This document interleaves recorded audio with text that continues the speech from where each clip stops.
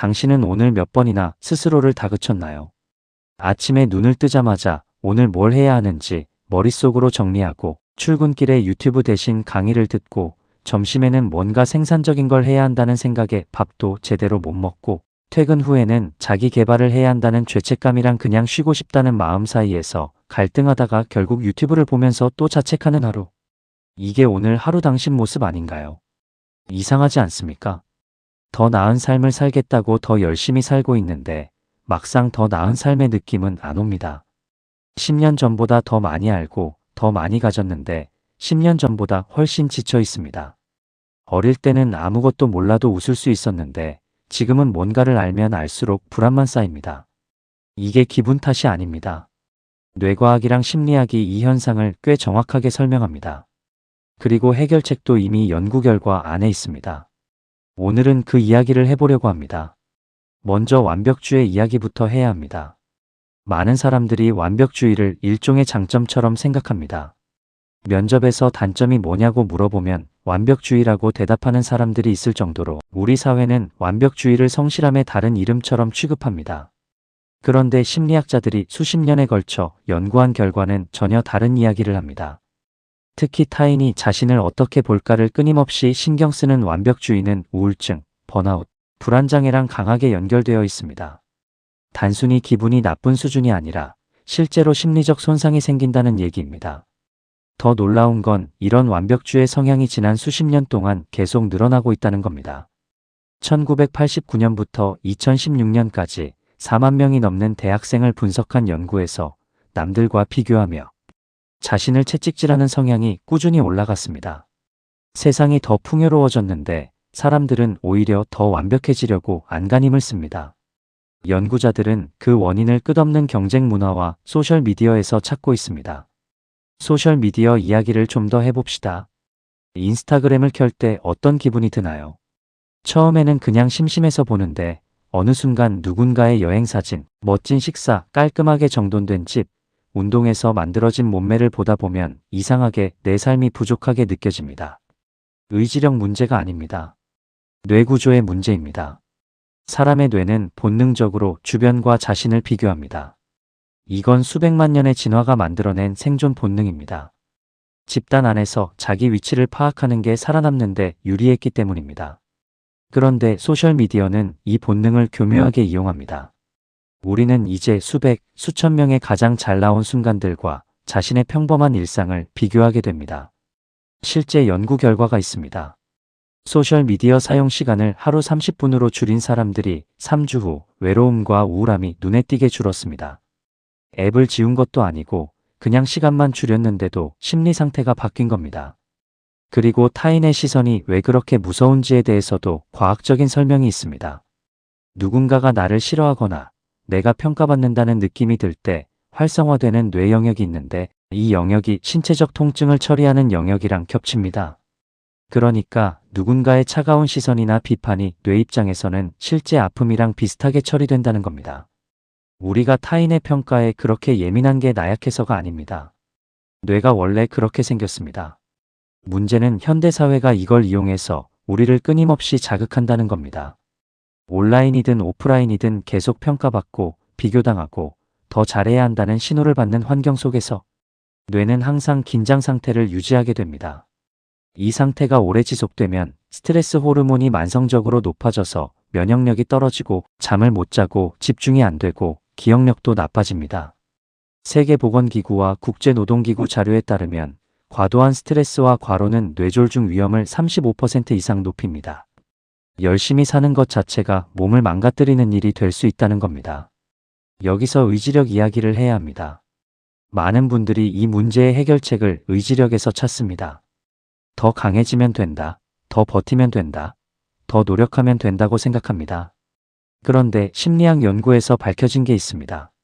의지력은 무한하지 않습니다. 근육처럼 쓸수록 고갈됩니다. 하루 동안 수많은 결정을 내리고 감정을 조절하고 하기 싫은 걸 참아내는 과정이 모두 같은 심리적 에너지를 소모합니다. 오전에 강하게 의지력을 발휘하면 오후에는 그게 줄어들어 있습니다. 이게 왜 중요하냐면 저녁에 운동을 못하거나 야식을 참지 못하거나 다짐했던 공부를 못하는 이유가 의지력이 부족해서가 아니라 이미 하루 종일 다 써버렸기 때문이라는 걸 설명해 주기 때문입니다. 그건 실패가 아닙니다. 당연한 일입니다. 스스로를 채찍질할 이유가 없습니다.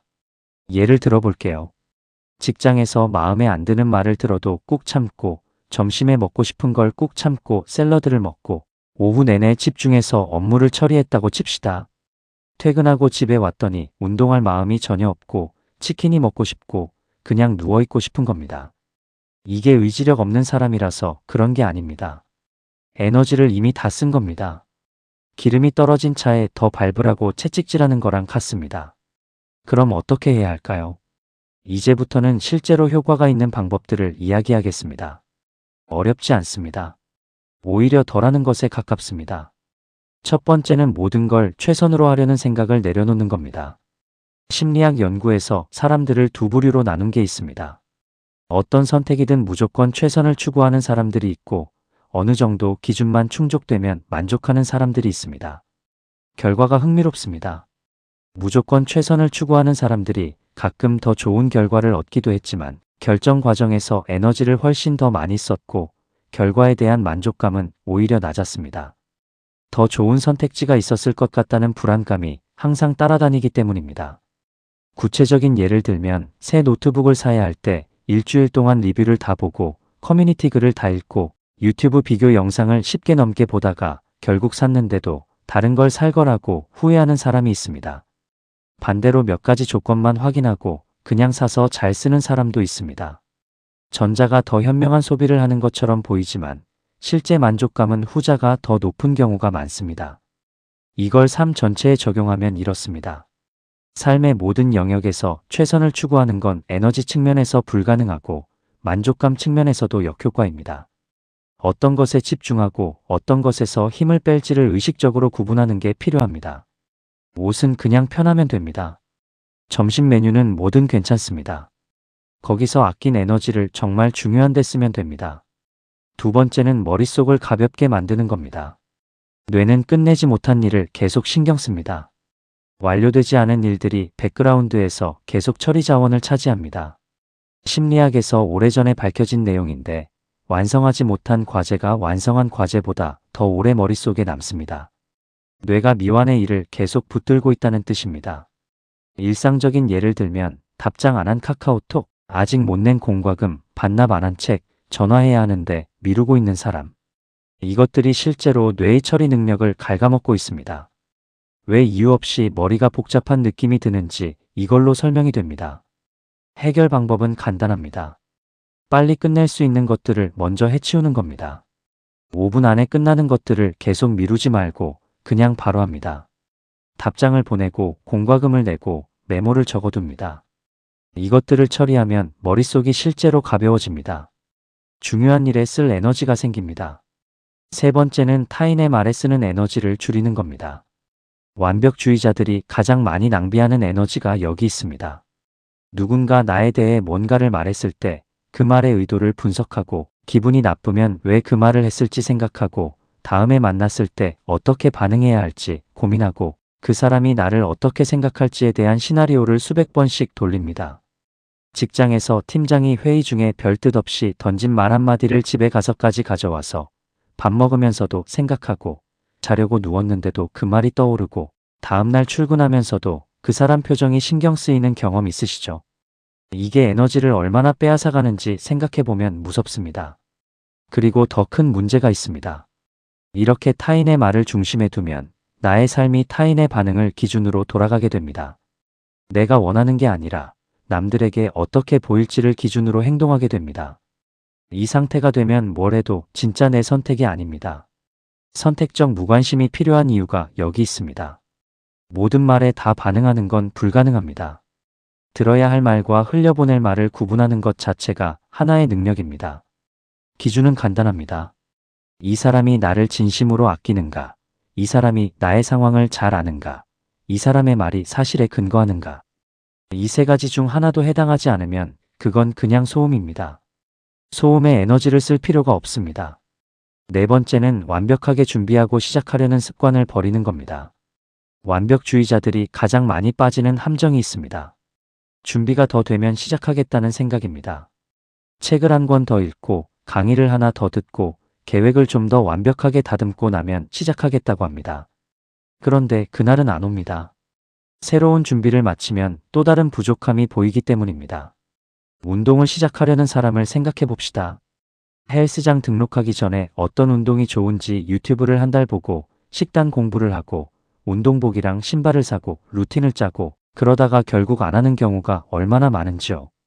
반면 그냥 운동복 입고 나가서 아무 운동이나 시작한 사람이 몇 달 후에 훨씬 더 변해 있는 걸 봅니다. 이게 왜 생기냐면 완벽하게 준비한 다음 실패하면 내 능력 부족이 되고 준비가 덜 된 채로 실패하면 준비가 부족해서 그런 거라고 스스로를 보호할 수 있기 때문입니다. 실패를 미리 막으려고 시작을 미루는 겁니다. 그런데 실제로 성장이 일어나는 방식은 이와 다릅니다. 책에서 배우는 것과 실제로 부딪혀서 배우는 것은 다릅니다. 수영을 책으로 배울 수 없는 것처럼 많은 것들이 일단 물에 들어가 봐야 알 수 있습니다. 완벽하지 않아도 됩니다.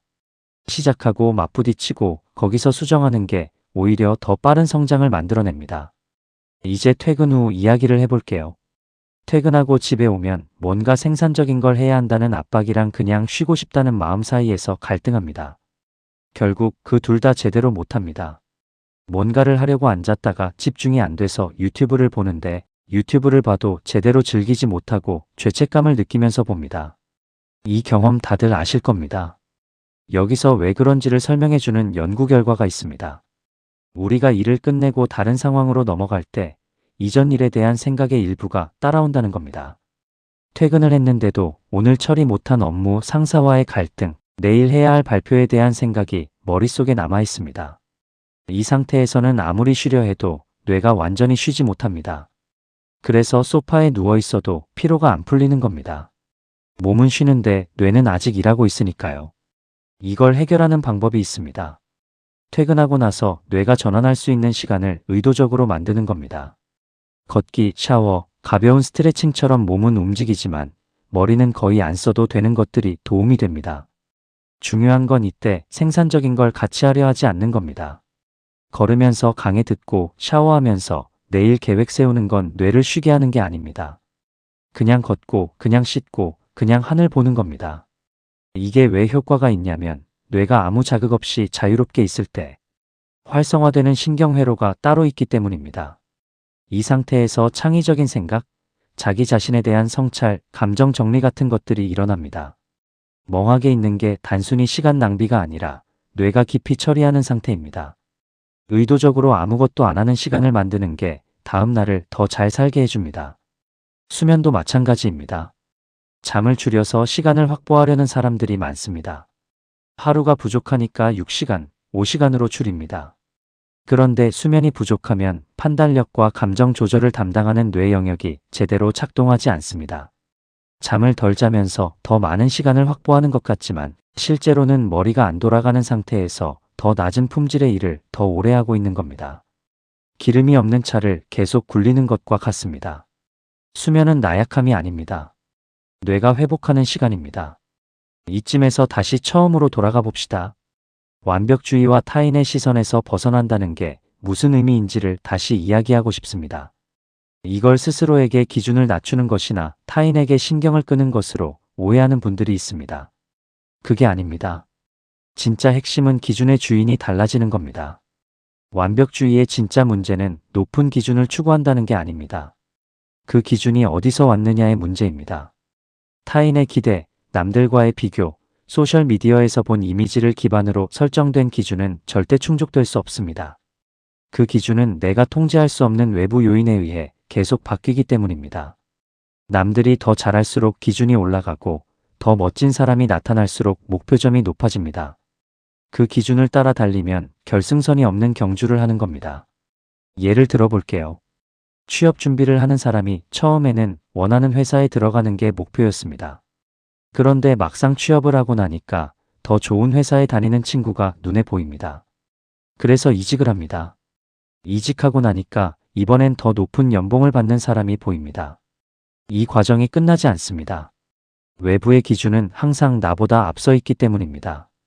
반면 자신이 진짜 원하는 것에서 나오는 기준은 다릅니다. 어제의 나보다 조금 나아졌는가? 내가 중요하게 생각하는 것에 충실하게 살았는가를 묻습니다. 이 기준은 남들이 더 잘해도 흔들리지 않습니다. 이것이 삶의 주도권을 되찾는 핵심입니다. 그러면 내가 진짜 원하는 게 뭔지를 어떻게 알 수 있을까요? 사실 이게 생각보다 어렵습니다. 우리는 오래도록 타인의 기준을 내면화해왔기 때문에 내가 진짜 원하는 게 뭔지를 잃어버린 경우가 많습니다. 이걸 찾는 방법이 있습니다. 돈도 충분하고 시간도 있고 아무도 보지 않는다면 나는 무엇을 하고 있을까? 이 질문에 솔직하게 답해보는 겁니다. 남들에게 자랑하려는 게 아니라 진짜 내가 끌리는 것이 뭔지를 찾는 겁니다. 또 다른 방법은 마지막으로 시간 가는 줄 모르고 뭔가를 했던 순간을 떠올리는 겁니다. 피곤한지도 모르고 배고픈지도 모르고 그냥 재밌어서 했던 것. 그 순간 안에 진짜 내가 원하는 게 있습니다.